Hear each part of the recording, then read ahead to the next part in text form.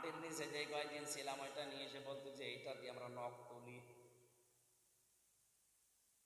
আমি মানুষ ছোট, বহু ঘাত প্রতিঘাত সহ্য করে পার করে পর্যন্ত এসেছি। জালেমরা যা করেছে না আমাদের সাথে ইতিহাস পাল্টিয়ে ফেলেছে। একটা জিন্দা কবরে ছিলাম 3টা বছর, মানে জীবিত কবরে আছে। এদিকে 3.5 হাত, এদিকে 1.5 হাত কবরই। কওমি মাদ্রাসার কিছু মানুষের সাথে এমন খারাপ আচরণ করেছিল মুফতি ফখরুল ইসলাম, হেফাজত ইসলামের যুগ্ম সম্পাদক ছিল সময়। উনি আমারে বলতো, হামজা ভাই আপনার সাথে কি করেছে আমি জানি না, তবে আমারে নিয়ে এই পায়ের ভেতর দিয়ে হাত দিয়ে এভাবে বসিয়ে নিত আগে, পায়ের ভেতরে হাত দিয়ে, সামনে যে লোহার ব্যারিকেড ওখানে হাতে তালা লাগিয়ে দিত।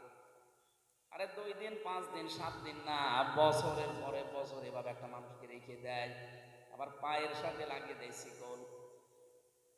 ঘরটা যদি বড় হয় তাও হয় তারপর মাটির নিচে, এদিকে খুব বেশি এলো 3.5 হাত হবে, আর এদিকে 1.5 হাত।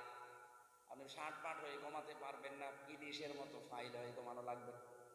তাও যদি খাবার দাবার ভালো দেয়, সকালে কয়েকটা পচা ছোলা দিয়ে যেত, আর দুপুর বেলায় 1 মুঠ ভাত দিত, মনে হচ্ছে কেউ মাখিয়ে দিয়েছে, খেলে খান না খেলে ফেলে দেন। কয়দিন আপনি পারবেন? একটা মানুষ ওখানে 10 বছর 8 বছর 14 বছর পড়ে আছে। একটা মানুষ জানে না তার নাম কি, ও জানে না এটা যে কোন বছর চলছে, কোন সাল, এটা কি মাস, এটা যে কি বার, কয়টা বাজে, ওর কিছু জানা নেই। এত বড় বড় নখ হয়ে যায় মানুষের, এত বড় নখ হয়ে যায়, চুল দাড়ি গপে পর্যন্ত নেমে গেছে, মনে হচ্ছে জঙ্গল থেকে আসতেছে। আমি 10 দিন ছিলাম, তাও মিনিটাই ছোটটাই বড়টাই আমার নিয়ে যায়নি। ওখানে তাহলে কি করেছে? দেওয়ালের সাথে খুশিয়ে খুশিয়ে এভাবে লিখে রাখতো, নখ তো ধারালো, এভাবে লিখে রাখতো, ভাঙা ভাঙা অক্ষর দিয়েছে, ভাই যদি কেউ বাইরে যেতে পারে এই নাম্বারটা জানাবে, যে নাম্বারের লোকটা এখনো বেঁচে আছে। লোকটা পড়ে আছে আজ 8 বছর 10 বছর 14 বছর, কেউ জানে না। আমি নিজেও নামাজ পড়তে পারি না, আমার মাথায় দড়ি লাগিয়ে 11 ঘন্টা আমার টাঙিয়ে রেখেছিল। কি অপরাধ, খালি কোরআনের কথাগুলো বলতাম। আমি আপনার মেয়ের দিকে তাকিয়েছি, আর আপনার যে মেয়ে, ওকে তাকানো যায়?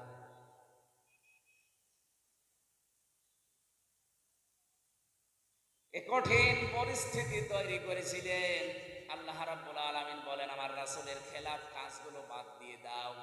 বিশ্ব নবীকে পৃথিবীতে যে 4 দফা কর্মসূচি নিয়ে পাঠিয়েছিলেন, আমরা ওই 4টা সামনে নিয়ে চলবো।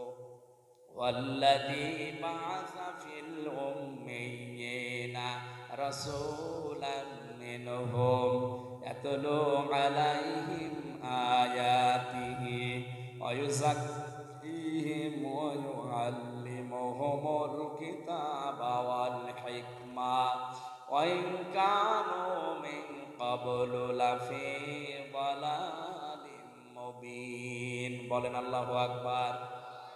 কোরআনে কারিমে 4 জায়গায় আয়াতটা আছে একই ধাঁচের।